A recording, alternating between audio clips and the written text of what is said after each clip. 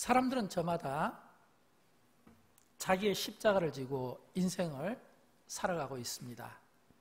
겉으로 보면 좋아 보이고 아무 문제가 없는 것처럼 보여도 조금만 속을 들여다보면 정도의 차이는 있을 수 있지만 마음의 짐과 마음의 상처를 안고 살아가고 있습니다. 예를 들어서 코로나 바이러스 하나만 놓고 보더라도 이것 때문에 마음 상하는 분들이 너무너무 많을 것으로 생각됩니다. 장기화되면서 사업하는 분들이 마음이 상할 것이고 또 개인 사업하는 자영업자들이 마음이 상할 수 있습니다. 또 아이들을 제때에 학교 보내는 이런 문제로 부모들의 마음이 상할 수 있습니다. 취업을 준비하는 청년들에게도 마음이 상할 수 있습니다. 날씨가 더운 탓인지 마스크를 쓰는 것만 하더라도 마음이 상할 수 있습니다. 저도 전해 들은 이야기인데 이 도시 서울을 중심으로 한 이 수도권에서 목회하시는 목사님들, 특별히 이렇게 좀 온라인 예배가 잘 갖춰지지 않은 이런 교회 목회자들은 혹시라도 또 코로나가 확진되어서 온라인 예배로 전환하면 어떻게 되나 이런 문제로 마음 상하는 분도 있는 것 같습니다. 여러분, 사람들이 마음이 상할 때 왜 그럴까요? 마음이 상하는 사람들의 공통점이 있습니다. 그것은 높은 기대감이 무너졌을 때 사람들은 마음을 상하게 되어 있습니다. 예를 들어서 인간관계에서 상대가 내가 생각했던 어떤 도덕성이라든지 또는 그분의 어떤 행동이나 또는 그분의 어떤 언어 생활이 나에게 상처가 되거나 기대에서 못 미칠 때 마음 상할 수 있습니다. 코로나 바이러스 같은 이런 환경적인 요인 때문에 마음 상할 수 있습니다. 때로는 몸의 질병이라든지 예상하지 못했던 어떤 병력 때문에 마음이 상할 수도 있습니다. 그런데 중요한 것은 내가 마음이 상할 때 이 상한 마음을 오래 방치하면 안 된다는 겁니다.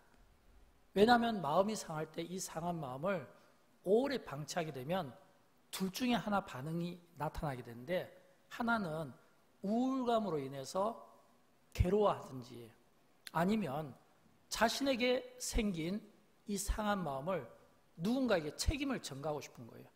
그래서 상대에게 불평을 하거나 또는 원망하는 모습을 쏟아내기도 합니다. 오늘 우리가 읽었던 민수기서에 나오는 본문 내용이 그런 면에서 우리에게 참 좋은 신뢰가 되고 있습니다. 왜냐하면 오늘 본문에 보면 이스라엘 백성이 지금부터 한 3,400여 년 전에 살았던 그들에게도 마음 상하는 일이 있었기 때문입니다. 우리 같이 한번 읽어보도록 할까요? 백성이 호르산에서 출발하여 홍해길을 따라 에돔 땅을 우회하려 하였다가 길로 말미암아 백성의 마음이 상하니라.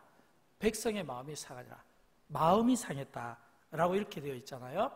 자, 그렇다면 우리는 여기서 질문을 가져볼 필요가 있죠.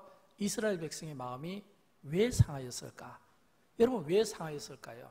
적어도 본문을 묵상하면 우리가 두 가지 이유 정도는 발견할 수 있습니다. 하나는 그들 마음이 상한 것은 혼돈과 결핍 때문입니다. 오늘 본문의 배경을 잠깐 설명드리면 이 이스라엘 백성들이 지금 호르산에서 에돔 앞에까지 왔다가 길로 돌이켰다고 되어 있잖아요. 이게 우리 입장에서 볼 때는 이게 그냥 호르산이라든지 또는 에돔 땅이 딱 나와 있는데 이스라엘 자손들에게는 익숙한 지명이거든요. 어떤 의미냐면 바로 이 호르산 또는 에돔 땅 그들이 거기에 서 있을 때 바로 그들이 목적지로 정했던 가나안 땅이 눈에 보이는 상황입니다. 눈에 보인다는 것은 하루 정도만 걸어가면 그들이 그처럼 가고 싶어 했던, 들어가고 싶어 했던 그 가나안 땅을 들어갈 수 있게 된다는 겁니다. 근데 이 지금 본문의 배경이 광야 생활 40년 가운데 38년째 되던 해의 이 상황입니다. 그러면 이제 가나안 땅이 얼마 안 남았잖아요. 한 2년 정도 남았죠. 그러나 그들이 지금 서 있는 곳에서 보면 하루길이니까 당장에 내일이라도 갈 수 있는 그런 그 거리입니다. 근데 왜 그들이 마음 상했을까요? 그들이 에돔 땅을 통과하려고 하는데 에돔 왕이 거절을 했기 때문입니다. 만약 통과를 한다면 칼을 들고 대적하겠다고 으름장을 놓고 있습니다. 민수기 20장 18절 말씀이 그 내용이거든요. 모세와 이스라엘 자손들이 이 에돔 땅을 통과하려고 하는데 에돔 왕이 대답하되 너는 우리 가운데로 지나지 못하리라. 내가 칼을 들고 나가 너를 대적할까 하노라. 이것 때문에 이스라엘 백성이 바로 하루면 갈 수 있는 이 가나안 땅을 또 가지 못하고 길을 우회로 돌려서 그 길로 말미암아 마음이 상했다는 거예요. 이 말은 이미 38년 동안 광야 생활을 했지 않습니까? 광야가 어떤 땅이라는 거, 얼마나 거칠고 얼마나 참 힘들다는 것을 이미 그들은 경험했잖아요. 하루면 갈 수 있는 땅을 목전에 두고 길을 돌아야 되는 이스라엘 백성의 그 마음 속에는 우리가 언제 저 땅을 들어갈까? 우리가 언제쯤이면 가게 될까? 이런 생각들이 그들로 하여금 상당히 혼돈되는 그런 마음을 가져다 줬을 가능성이 높습니다. 게다가 이 길을 걸어가지 못하도록 이 에돔 족속이 막았다고 했는데 이 사실은 이스라엘 자손이 38년 동안 광야 생활하면서 이미 전쟁을 여러 번 했고 승리한 경험이 있거든요. 사실 힘으로 하면 이스라엘 백성은 충분히 이미 전력이 갖춰져 있습니다. 60만 명의 싸울 병사가 있었거든요. 에돔과 싸워서 이겨서 건너가는 것은 별로 어려운 일이 아니었는데 하나님께서 막으셨기 때문에 그들이 갈 수가 없었던 겁니다. 그럼 왜 하나님께서 막으셨을까요? 이 에돔 족속은 에서의 후예거든요. 야곱과 쌍둥이 형제잖아요. 하나님께서 이 에돔 족속을 치지 못하게 하신 것은 에돔 족속은 비록 이스라엘 백성에게는 가시와 같은 존재여서 한 번씩 찔러서 아픔을 주긴 하지만 그러나 에돔은 형제이기 때문에 싸워야 되는, 경쟁해야 되는 대상이 아니라 형제의 사랑으로 살피고 보호해줘야 될 대상인 겁니다. 그러나 이스라엘 백성 입장에서 볼 때는 얼마나 혼돈이 오겠습니까? 싸워서 지나가면 되는데 지금까지도 싸워서 이겼는데 여기서 우회로 돌아가려고 하니까 이게 이스라엘 백성의 마음을 상하게 한 겁니다. 그런가 하면 결핍된 상황도 있습니다. 오늘 본문 5절을 보면 나오잖아요. 이곳에는 먹을 것도 없고 물도 없도다. 이곳에는 먹을 것도 없고 물도 없도다. 이 말은 이제 하루 끼면 갈 수 있는 이 길을 돌아서 가는데 먹을 것도 없고 물도 없도다. 이 이야기도요, 수없이 반복된 그들의 불평 아닙니까? 광야에 들어왔을 때부터 먹을 것이 없다. 들어왔을 때부터 물이 없다. 이런 이 불평들이 끊임없이 있었던 이 결핍된 마음이 있잖아요. 근데 사실은 우리가 이 본문에서 이스라엘 백성들이 지금 가졌던 이 혼돈된 마음과 이 결핍 상황, 이런 모습들은 사실은 우리가 살아가면서 우리가 자주 경험하고 사실은 자주 우리에게서 발견되는 모습이기도 합니다. 왜일까요? 오늘 우리가 살아가면서 때로는 나름대로 내가 어떤 계획을 세워놓고 그러나 그 계획이 생각대로 되지 않을 때 혼돈될 수 있잖아요. 또는 나는 물질은 많은데 몸이 약하고 또는 몸은 건강한데 물질이 없고 이런 결핍된 마음 때문에 마음이 상할 수 있다라고 하는 것입니다.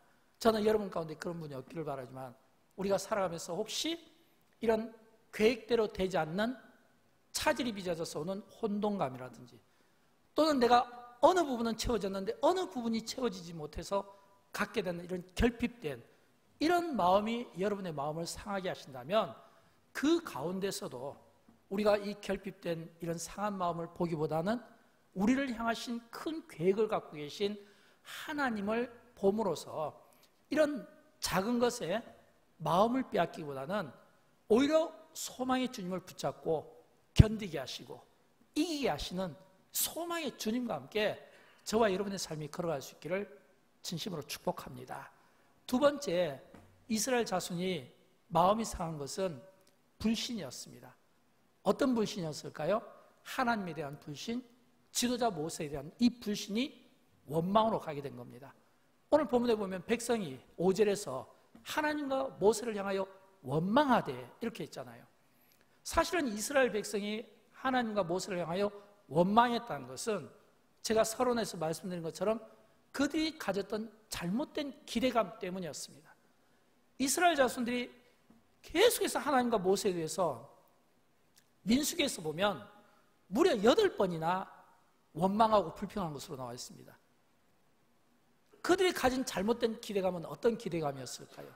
그들은 아마 애굽에서 나올 때 하나님께서 행하신 놀라운 기적들을 보면서 엄청난 감동을 받았을 것입니다. 그래서 그들이 광야에 나올 때 그들은 얼마나 당당하게 나왔겠습니까? 애굽에서 10가지 그 재앙을 통해 하나님의 능력을 보았으니까요. 그래서 그들은 애굽에 나올 때 아마 입가에는 미소를 지으면서 여유를 갖고 있었을지 몰라요. 스스로 그들이 질서를 지키면서 대우를 따라 나왔다고 되어 있고, 수많은 다른 타민족 잡족들이 그런 그 이스라엘이 부러워서 따라갔다고 되어 있습니다. 이것은 그들이 애굽에서 나오기만 하면 이제 우리가 광야에 도착하면 우리는 더 이상 종처럼 살지 않아도 되고, 그리고 가나안 땅에 가면 하나님께서 거기에 젖과 꿀이 흐른다고 했으니까 거기에서 풍요가 기다리고 있을 거라고 하는 이런 세속적인 잘못된 가치관에 엄청난 기대감을 갖고 있었는데, 정작 광야에서 하나님이 이스라엘 자손들에게 한 것은 계속 훈련시킨 것밖에 없었거든요. 어떤 훈련요? 사람이 떡으로 사는 것이 아니라 하나님의 입에서 나오는 말씀으로 사는 하나님의 순종하는 백성으로서의 훈련이 필요했던 겁니다. 근데 이스라엘 자손들 입장에서는 훈련받기 위해서 온 것이 아니라 빨리 가나안에 가고 싶은 거예요. 이미 마음은 그쪽에 가 있는 거예요. 그 가나안이 주는 어떤 세속적인 가치에 이미 목말라고 있었던 겁니다. 근데 이 광야를 보니까 불평이 나올 수밖에 없고 원망이 나올 수밖에 없고, 그 불평과 원망이 하나님을 향하여, 지도자 모세를 향하여 그대로 그 원망이 들어가 있더라라고 하는 겁니다. 이게 그들의 잘못된 가치관이었습니다. 기대였습니다. 여러분, 우리가 신앙생활하면서 복을 받고 싶잖아요. 진짜 복이 어디에 있을까요? 진짜 복은 가나안 땅이 아니에요.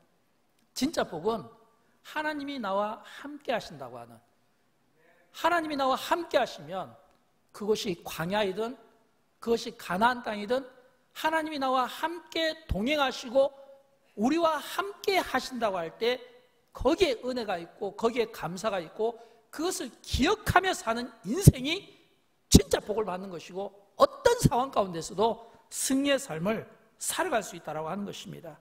그러므로 이스라엘 백성들은요, 그들이 놓여있는 환경 앞에서 불평하고 원망하기 이전에 어떻게 하나님께서 애굽에서 그들을 건져내셨고, 어떻게 하나님께서 애굽에서 10가지 재앙을 통하여 바로를 굴복시켰으며, 어떻게 하나님께서 그 광야 생활 가운데 그들의 의복이 헤어지지 아니하고 그들이 타는 그 목마름을 가지고 있을 때 반석에서 물을 깨뜨리며 그들에게 떡을 먹이고 고기를 먹이신 것을 기억하며 감사하며 살아가는 것이 무엇보다 중요했고, 이 모든 과정 속에서는 하나님이 일하심을 볼 수 있어야 된다는 겁니다. 때로는 우리가 하나님이 우리를 위하여 가지신 어떤 원대한 꿈이나 계획이나 비전이나 어떤 우리 인생을 향한 하나님의 이 디자인이 우리 앞에 놓여있는 작은 일에 대해 원망하고 불평하며 하나님이 우리를 향하여 가지신 그 기대, 꿈을 우리가 보지 못하고 놓쳐버리는 경우가 많이 있다고 하는 겁니다. 그래서 인생은 해석이 중요합니다. 목표의식이 분명하고 도와줄 가이드가 있는 인생은 욥처럼 비록 자기 앞에 놓여져 있는 모든 상황이 절망적이라 할지라도, 그러나 이 욥은 멋진 고백을 했잖아요. 우리가 너무 잘 알고 있는 말씀이잖아요. 욥기서 23장 10절, 내가 가는 길을 그가 아시나니 그가 나를 단련하신 후에는 내가 순금같이 되어 나오리라. 이 말씀은 지금 욥은 그 모든 자신에게 주어진 환난과 그 고난을, 그 마음 상하는 것을 지금 하나님이 나를 단련시킨다고 본 겁니다. 하나님이 나를 순금처럼 만들어 주시려고, 하나님이 나를 정금처럼 만들어 주시려고 단련시킨다고 하는 거예요. 이런 고백이 욥의 삶에 있을 때 욥이 욥다울 수 있었으며, 욥의 그 마지막 그 인생의 노년에는 그가 처음 누렸던 것보다 2배 이상 성경은 이 욥에게 주어졌다고 말씀하고 있거든요. 이런 축복인 겁니다. 사랑하는 여러분, 하나님은 우리에 대해서 너무너무 잘 아십니다. 우리가 긍정으로 반응하는 것에 대해서, 우리가 부정으로 반응하는 것에 대해서, 우리가 긍정으로 말하는 것에 대해서, 우리가 부정으로 말하는 것에 대해서 하나님은 다 듣고 계십니다. 그래서 하나님은 우리가 믿음으로 우리가 반응하고 믿음으로 이야기할 때 그 믿음을 보시고 우리를 축복하시고 우리의 인생에 승리를 주시기도 하지만, 우리가 하나님 앞에서 원망하고 불평하면 그 원망과 그 불평을 들으시고 그 원망 가운데 징계를 하시는 하나님이시기도 합니다. 오늘 본문에 보면 이스라엘 백성들이요, 처음에는 마음이 상한 거예요. 그 상한 마음이 혼돈과 결핍 때문이었고, 그 상한 마음이 지도자에 대해서 하나님에 대한 불신 때문이었는데, 그것을 그대로 방치하니까 나중에 어떤 일이 일어납니까? 잘못된 해석을 통해서 이제는 그들이 끔찍한 일을 당하게 되는 거예요. 그들의 그 부정적인 이야기를 들으신 하나님께서 오늘 본문에서 징계하시는데, 본문 6절을 보니까 불뱀을 백성 가운데 풀어넣으신 겁니다. 불뱀을, 빨간 독사라고 생각하면 돼요. 왜냐하면 사막이니까. 사막은요, 나무도 벌겋고 그리고 식물도 벌겋고 바위도 벌겋고 땅도 벌겋고 뱀도 마찬가지로 벌겋을 겁니다. 그 벌건 그 독사들이 여기저기서 나와가지고 백성을 막 무는데, 이스라엘 백성 중에 죽은 자가 많은지라, 이렇게 되어 있습니다. 여러분, 우리가 이 말씀에서 꼭 깨달아야 될 말씀이 있습니다.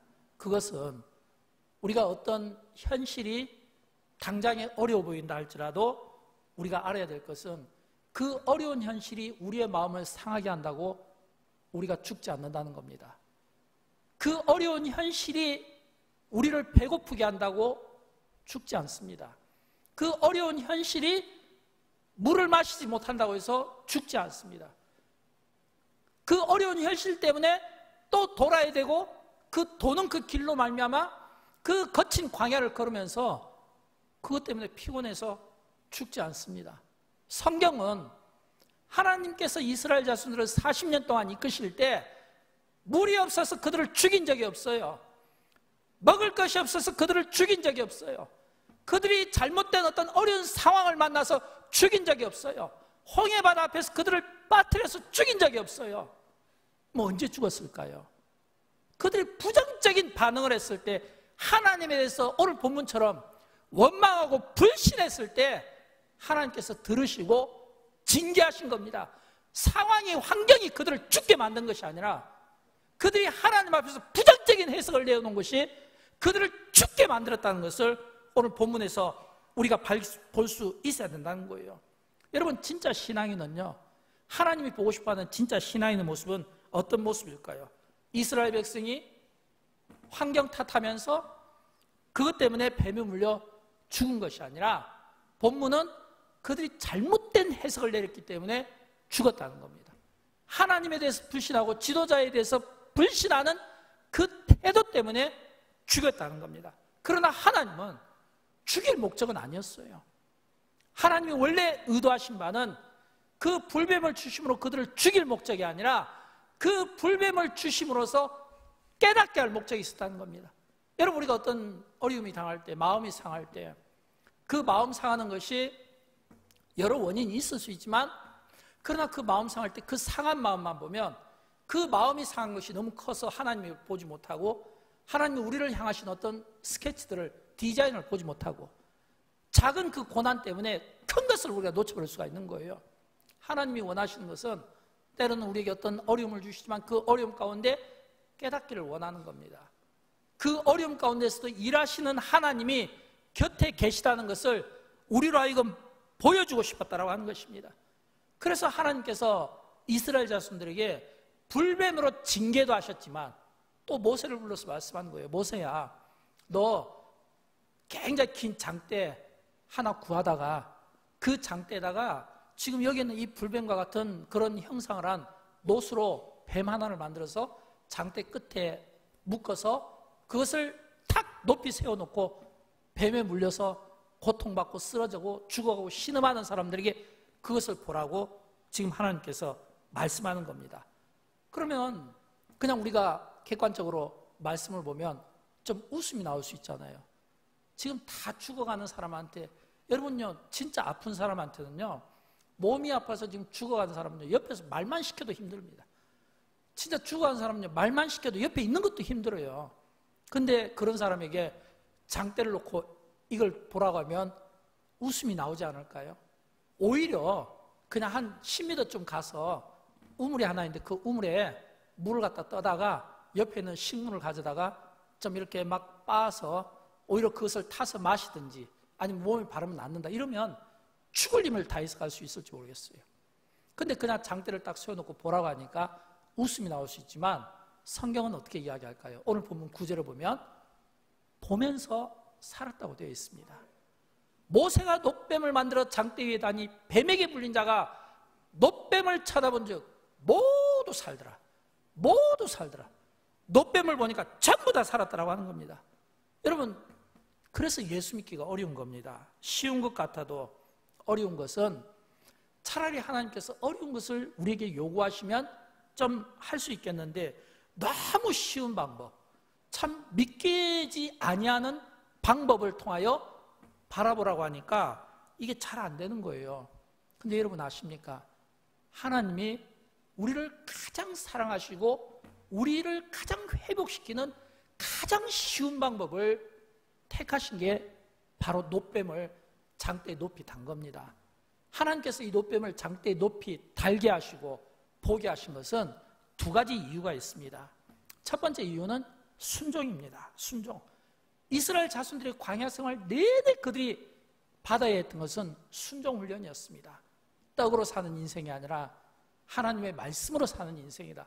우리가 일평생 사는 동안 우리가 하나님의 말씀을 순종하는, 우리가 성경 공부를 하는 것도 이 순종 훈련이고, 큐티를 하는 것도 이 순종 훈련이고, 우리가 예배를 우리가 하나님 앞에 드리는 것도 순종 훈련이고, 전부 이게 순종과 관련된다는 거예요. 만약 우리가 그냥 모든 사람이 다 공감하고 모든 사람들이 상식선에서 이해하고 납득할 수 있는 합리적인 방법을 하나님께서 제시했다면 여러분 그것은 믿음이 필요가 없잖아요. 만약 모든 것이 다 합리적으로 이루어질 수 있는 것을 하나님께서 이 불뱀에 걸린 자들이 고침을 받는다고 제안을 했다면 믿음이 왜 필요합니까? 여기에 순종이 왜 필요하겠습니까? 예를 들어서 약국에 가서 어떤 약을 사서 먹이라고 하면 거기에 믿음이 없어도 누구나 할 수 있는 이야기잖아요. 근데 지금 죽어가는 상황에서 높이 달린 이 놋뱀을 바라보라는 겁니다. 이거는요, 하나님에 대한 절대적인 신뢰가 없이는, 하나님에 대한 믿음이 없이는요, 이 죽어가는 사람에게 놋뱀을 바라보라 라고 했을 때 이게 어려운 겁니다. 하나님에 대한 절대적인 믿음과 신뢰가 있을 때 비로소 그들이 순종하고 보는 게 놋뱀이었다고 하는 겁니다. 많은 사람들은 기독교에 대해서 좀 오해를 하는 것 같습니다. 어떤 개인이 능력이 있고 어떤 개인의 행위가 능력이 있다고 생각하는 사람들이 참 많이 있는 것 같아요. 이 성경에서 우리에게 보여주는 것은 놋뱀에게 능력이 있다는 것을 우리에게 보여주는 것이 아닙니다. 놋뱀에게 능력이 있는 것이 아니라 우리 상식에 이해가 되지 않고 우리 이치적으로 맞지 않는 말이지만, 그러나 하나님의 말씀이기에 순종하고 보았을 때 능력이 나타난다고 하는 사실입니다. 하나님의 말씀이니까 내가 상식적으로는 받아들이기 어렵고 이치적으로는 받아들이기 어렵지만 합리적이지 못하니까, 그러나 말씀이니까 내가 순종하고 베드로가 그물을 내리겠습니다 했을 때 만선의 기쁨을 누린 것처럼 죽어가는 사람에게 보면 살리라, 보았던 사람들은 모두 살더라, 모두 살았다고 오늘 우리에게 말씀해 주고 있다고 하는 겁니다. 저는 그런 것처럼 오늘 우리가 신앙생활을 할 때 이런 순종적인 이런 믿음의 삶을 저와 여러분이 살았으면 좋겠습니다. 사랑하는 여러분, 마음이 상하십니까? 저는 여러분 가운데 마음이 안 상했으면 좋겠어요. 마음이 상하면 오래 방치하지 마십시오. 왜냐하면 이 마음이 상한다라고 하는 이 마음이 상하다의 히브리 의미를 보면 마음이 좁아졌다 또는 안목이 좁아졌다 이런 뜻입니다. 마음이 좁아졌다, 안목이 좁아졌다, 마음이 상했다는 의미가, 그럼 무슨 의미일까요? 이거는 신앙인의 모습이 아니죠. 하나님 없이 사는 사람들의 특징이 마음이 좁아지고 안목이 좁아지는 것이죠. 하나님 없이 사는 사람 특징이 눈에 보이는 것만 보잖아요. 눈에 보이는 것만 먹잖아요. 눈에 보이는 대로 향하잖아요. 눈에 보이는 대로 판단하잖아요. 안목이 좁은 사람들, 시야가 좁은 사람들은 보이는 것만 가지고 믿고 보이는 대로만 하고 싶어 합니다. 그러니까 하나님 없이 사는 사람들이죠. 하나님의 관점에서 하나님이 우리에게 원하시는 것은 그게 아니잖아요. 눈에 보이는 것이 아니라 보이지 않는 것을 볼 수 있는 안목을 키워야 되잖아요. 여러분, 우리가 다윗을 보면서 배우는 것은 그거 아닐까요? 다윗은 그가 광야에서 목동이었습니다. 그는 아무 존재감이 없는 사람이었어요. 무명의 사람이었어요. 그러나 차이점은 다른 목동들과 다르게 다른 목동들은 목동으로 시작했다 목동으로 끝나지만 다윗은 목동으로 시작했다가 이스라엘의 왕이 되고 하나님 마음에 합한 자가 되고 하나님께 기름 부음을 받는 축복이 있습니다.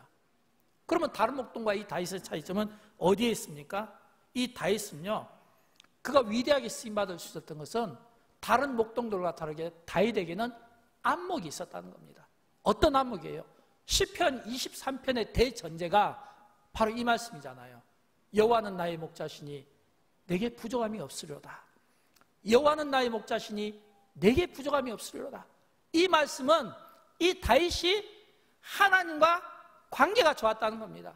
다윗이 하나님과 관계를 맺으면서 하나님 때문에 하나님 안에서 그가 보지 못했던 것을 보게 되는 이런 안목이 생기니까 비록 환경으로 보면 다윗도 충분히 불평할 수 있거든요.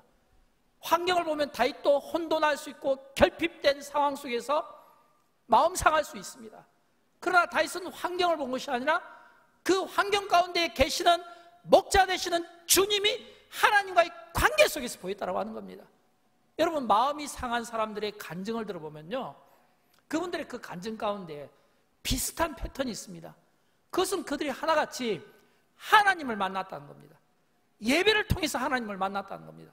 말씀을 묵상하면서 하나님을 만났다는 겁니다. 하나님이 만나니까 하나님의 그 크신 계획을 보게 되고 그 크신 하나님의 그 계획 가운데 나의 고난을 예전에는 크게 보였는데 작게 보인다고 하는 겁니다. 바로 이 차이점입니다. 하나님을 만나고 하나님과 교제한 사람의 특징은 문제를 작게 보는 겁니다. 하나님 없이 산 사람들은 좁은 안목으로 문제를 크게 보니까 하나님이 당연히 보이지 않겠죠.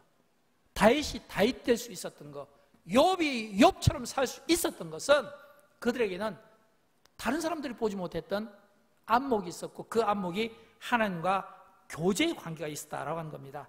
저는 그런 의미에서 오늘 저와 여러분, 우리의 인생이 우리가 좁은 인생으로 좁은 안목으로 사는 것이 아니라 하나님 때문에 하나님이 주시는 그 은혜로 인해서 넓은 안목으로 볼 수 있기를 원하고 넓은 마음으로 볼 수 있기를 원하고 우리 앞에 있던 어떤 인생의 문제가 있다 할지라도 그 인생의 문제 앞에서 하나님 때문에 목자 되시는 그분 안에서 견디고 이기는 이런 찬양의 가사처럼 이런 승리의 삶을 살아드릴 수 있기를 주님의 이름으로 축원드립니다.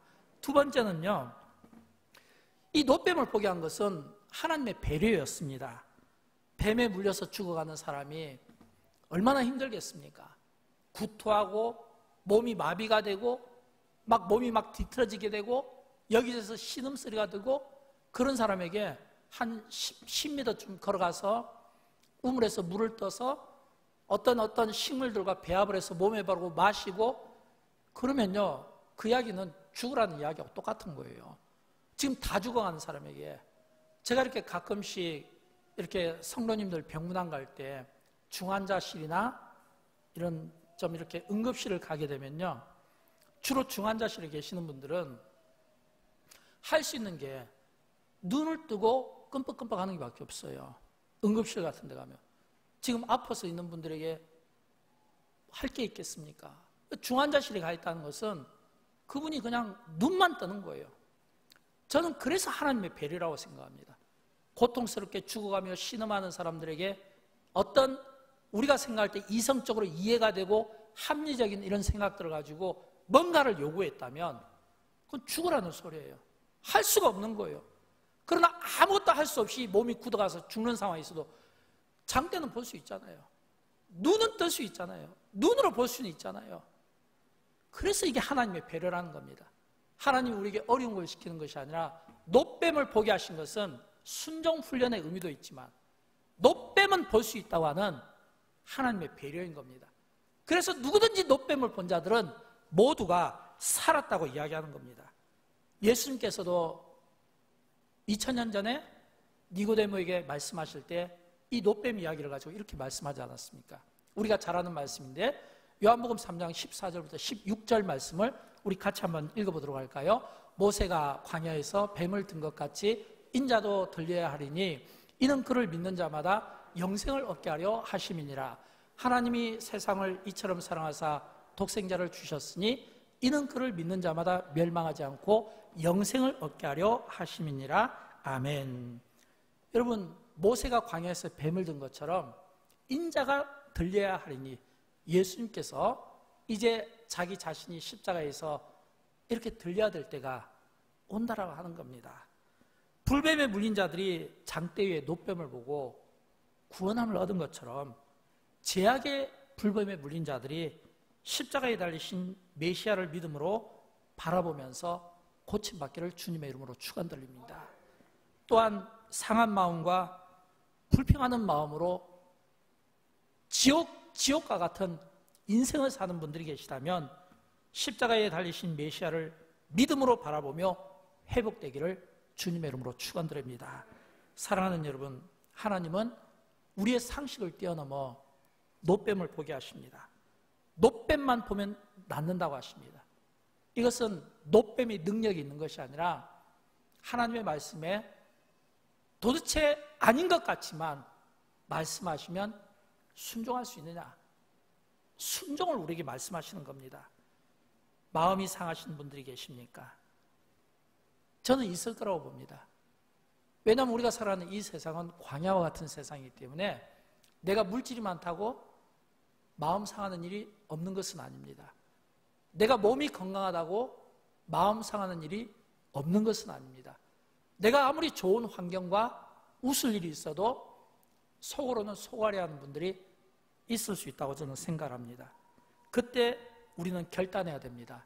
내 인생이 마음 상할 때 내가 고아처럼 홀로 그 상한 마음을 품고 힘들게 우울감 속에서 남을 원망하고 탓하며 살아갈 것인지, 아니면 우리의 인생의 가이드가 되어주시는 목자 되시는 주님을 붙잡고 주님이 가이드 되어주시는 그 인생을 내가 따라가며 순종하며 살아가게 될 건지, 여기에서 결정이 되는 겁니다.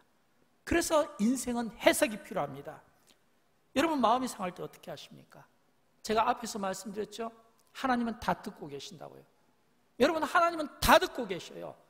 우리가 이야기할 때 부정적인 이야기를 하면 안 되는 것은 이스라엘 자손들이 환경이 나빠서 죽은 게 아니라니까요. 먹을 것이 없어서 죽은 게 아니에요. 물을 마시지 못해서 죽은 것이 아니에요. 부족한 것 때문에 죽은 것이 아니에요. 불평해서 죽은 겁니다. 잘못된 해석을 내놔서 죽은 겁니다. 이런 것처럼 우리가 하나님 앞에서 함부로 판단하고 정죄하고 잘못된 해석을 했을 때 죽을 수 있다는 것을, 하나님의 징계가 있다는 것을 우리에게 보여주는 겁니다. 그래서 우리는 신앙생활 할 때 믿음의 반응을 보이는 것이 중요해요. 긍정의 말을 하는 게 중요해요. 순종의 말을 하는 게 중요합니다. 하나님은 이스라엘 자손들이 마음 상할 때 그 상한 마음이 불평하고 원망으로 이어질 때 그 전에 차단을 해야 되는데 이게 이어질 때 불뱀으로 징계하신 거예요. 그러나 그 징계 가운데서도 하나님은 계속해서 우리의 반응을 듣고 싶어 하는 거예요. 믿음으로 반응하는지, 아니면 믿음 없이 반응하는지, 긍정으로 반응하는지, 부정으로 반응하는지 계속 듣고 싶어 한다는 거예요. 근데 여러분 아십니까? 오늘 본문에 보면 하나님께서 진짜 듣고 싶어 했던 이야기가 나오는 거예요. 그것은 이스라엘 자손들이 그 고난 가운데 드디어 믿음으로 반응한 겁니다. 본문 7절 말씀이에요. 이 본문 7절을 보면 이스라엘 백성이 믿음으로 반응합니다. 모세가 믿음으로 반응해요. 어떻게 반응한지 우리 같이 한번 읽어보도록 할까요? 백성이 모세에게 이르러 말하되 우리가 여호와와 당신을 향하여 원망함으로 범죄하였사오니 여호와께 기도하여 이 뱀들을 우리에게 떠나게 하소서. 모세가 백성을 위하여 기도하며. 여러분, 이 말씀은 지금 이스라엘 백성이 모세에게 뭐라고 이야기합니까? 우리가 여호와와 당신을 향하여 원망함으로 범죄하였사오니, 회개를 하고 있는 겁니다. 회개하면서 모세에게 부탁한 거예요. 여호와께 기도하여 이 뱀들을 우리에게 떠나게 하소서. 이 말은 이스라엘 백성들이 그들이 잘못된 해석을 내어놓으므로 그들이 하나님 앞에 징계받고 이 징계받는 것이 그들이 하나님께 원망하여 범죄한 결과라고 하는 것에 대해서 회개가 이루어지고 모세에게 중보기도를 부탁하는 거예요. 그러니까 모세가 그 백성의 부탁을 받고 하나님께 이 백성을 구하여 주시옵소서라고 모세가 중보기도한 것도 이것도 믿음의 반응인 거예요. 모세가 백성을 위하여 기도했을 때 하나님께서 모세에게 놋뱀을 만들어서 장대 위에 꽂고 높이 꼽아서 사람들에게 보게 하고, 그래서 그들의 그 순종을 통해 그들이 고침을 받았다고 하는 사실을 믿으시기 바랍니다. 사랑하는 여러분, 마음이 상하시면, 저는 이 상한 마음을 가지고 놋뱀을 들어서 모세가 이스라엘 자손들에게 보게 하라고 했을 때 본자들이 살림을 받았던 것처럼 예수님께서 인자도 들려야 될 때가 있다고 말씀하시면서 우리에게 요한복음 3장을 주신 것처럼 오늘 우리가 힘들고 어려울 때 땅을 보고 환경을 보면 자연히 마음이 상할 수밖에 없습니다. 사람을 보면 자연히 마음을 상할 수밖에 없어요. 환경을 보면 마음을 상할 수밖에 없어요. 그래서 성경은 우리에게 우리의 시선을 예수 그리스도에게 두라고 말씀합니다. 우리를 대신하여 십자가를 짊어지시고 우리를 온전케 하기 위하시는 예수를 보라고 우리에게 말씀해 주고 있습니다. 히브리서 12장 2절 말씀, 믿음의 주요 또 우리를 온전하게 하시는 인 예수를 바라보자. 우리의 소망이 되어주시고 우리의 상처를 싸매어 주시고 우리를 치료해 주시고 우리를 보배처럼 사용해 주시는 예수 그리스도, 그분께 소망을 두고 예수 그리스도, 그분을 바라보라고 성경은 우리에게 말씀해 주고 있다고 하는 것입니다. 언젠가 제가 이 신문 저널에서 골동품 주전자 컬렉션이라는 기사를 읽은 적이 있습니다. 골동품 주전자 컬렉션에서 가장 비싼 주전자를 소개하고 있었는데, 가장 비싼 주전자가 제가 생각할 때는 골동품이니까 뭐 여러 금속이라든지 화려한 보석으로 장식되지 않았을까? 그런 생각을 가져보게 되었습니다. 아니면 주전자가 멋진 뭐 요즘에 잘 나온 어떤 이렇게 이렇게 아름다운 그런 도자기 같은 것으로 만들어진 줄 알았습니다. 근데 가장 비싼 주전자가요, 저의 예상을 완전히 뛰어넘었어요. 흙으로 만든, 그것도 아주 오래된 주전자였습니다. 흙으로 만든 아주 오래된 주전자였는데 그 주전자를 보게 되니까, 흙으로 만들었는데 날씨가 건조해지면서 이 흙이 조금씩 벌어지잖아요. 그거를 철사로 다 이렇게 꿰매어서 이은 그런 자국, 흔적들이 곳곳에 있었고, 흙이니까 이게 또 떨어지지 않도록 가죽으로 이렇게 여기저기 이렇게 기워서 만든, 참 어떻게 보면 주전자가 너무 거칠게 보였습니다. 거칠게 보이고 뭔가 불완전해 보였습니다. 뭔가 깨져 보이고 뭔가 찢어져 보이고 쓸모없어 보이는, 그러나 거기에 철사로 꿰매진 흔적들이, 그리고 가죽으로 싼 모습들이, 그래서 흙으로 된 아주 오래된 주전자인데 비쌌던 것은 쓸모없어 보이는 그 주전자가 쓸모있더라는 겁니다. 쓸모없는 주전자가 쓸모있게 됐다는 겁니다. 제가 거기서 깨달은 게 있습니다. 바로 이거였구나.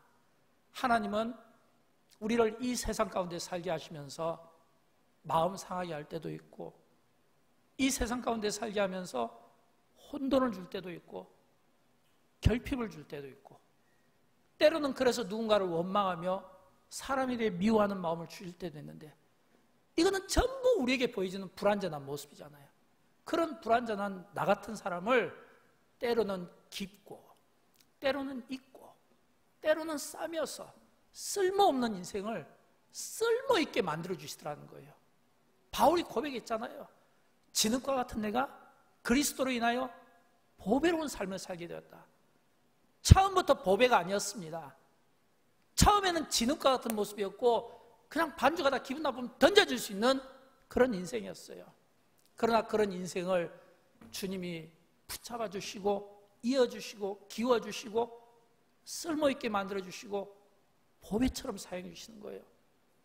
그래서 그 주전자가 정말 험해 보였지만 가장 비싼 가격을 매겼던 것처럼 우리가 훗날 하나님 앞에서 그런 모습이 되지 않을까 하는 생각을 갖게 됩니다.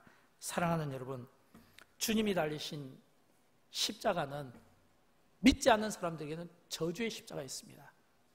얼마나 흉측했겠습니까? 그러나 믿는 우리에게는 구원이었습니다. 왜요?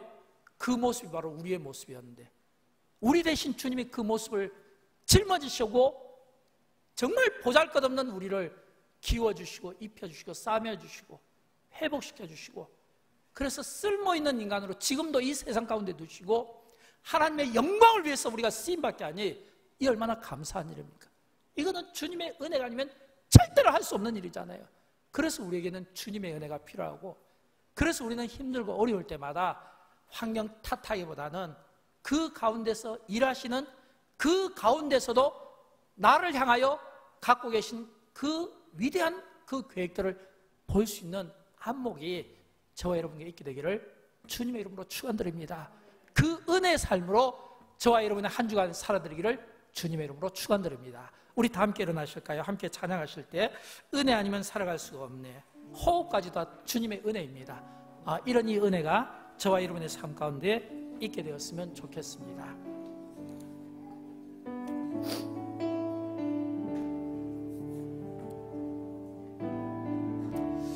은혜 아니면 살아갈 수가 없네. 호흡마저도 다 주의 것이니 세상 평안과 위로를